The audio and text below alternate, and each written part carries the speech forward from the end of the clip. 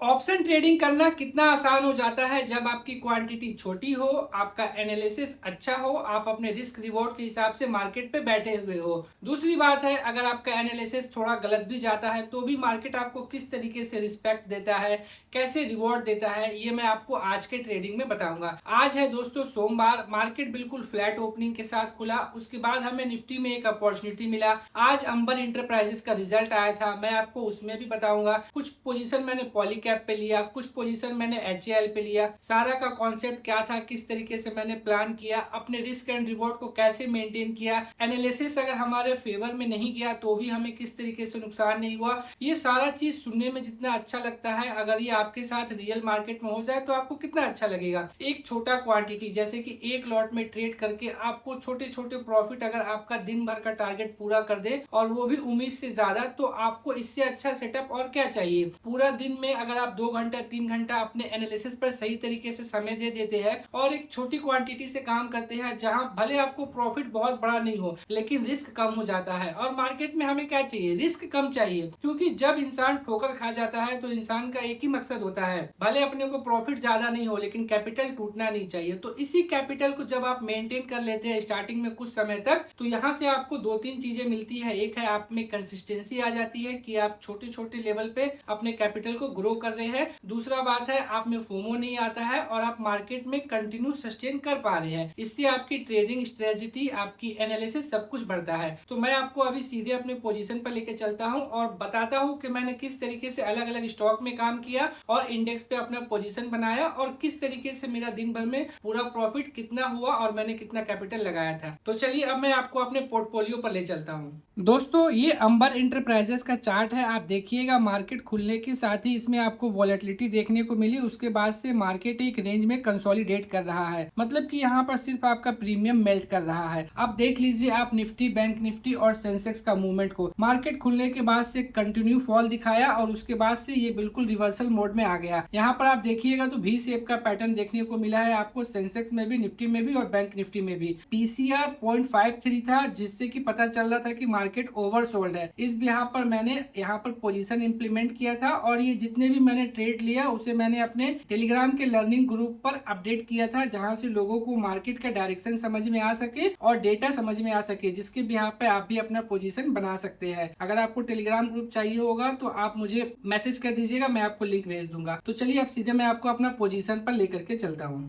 दोस्तों, ये है हमारा आज का पूरा प्रॉफिट 9,000 का। मैं आपको सबसे पहले दिखाऊंगा कि आप देखिए निफ्टी का यहाँ पर एक लॉट दिखाई दे रहा, एक लॉट एचएएल का भी एक लॉट है, और नीचे देखिए पॉलीकैब में भी एक लॉट है। टोटल हमारा जो प्रॉफिट है वो 9,000 रुपए का है। अब मैं आपको डिटेल में थोड़ा एक्सप्लेन कर लेता हूँ। देखिए, इसे 156 के लेवल पर मैंने सेल किया और इसे 141 के लेवल पर मैंने बाय किया है। कॉल को मैंने शॉर्ट कर रखा था, इसमें मुझे 15 पॉइंट का टारगेट अचीव हो गया। दूसरा अंबर का रिजल्ट था, इसीलिए इसमें ज्यादा पॉइंट कैप्चर किया गया है। 35 पॉइंट्स का इसमें पूरा बेनिफिट लिया गया है, जिसमें 3600 रुपए का बेनिफिट हुआ है। अभी हम लोग वापस से देखते हैं कि निफ्टी में देखिए यहाँ पर आपको 32 पॉइंट का टारगेट हमारा अचीव हो गया है एक लॉट में। और यहाँ पर जो निफ्टी का पुट मैंने बाय किया है, ये मैंने बास्केट ऑर्डर क्रिएट किया जिसमें हमारा फंड कम लग सके। तो इस तरीके से आपको दिखाई देगा कि मैंने 3 स्टॉक में काम किया है, पॉलीकैब, एचएएल और अंबर इंटरप्राइजेस। इसके बाद मैंने एक निफ्टी पे लिया। निफ्टी पे मैंने सबसे आखिरी पे लिया, जब इस पे हमारा सेटअप क्रिएट हुआ तब जाके मैंने डीप इन द मनी में लिया था, क्योंकि मार्केट का एनालिसिस के हिसाब से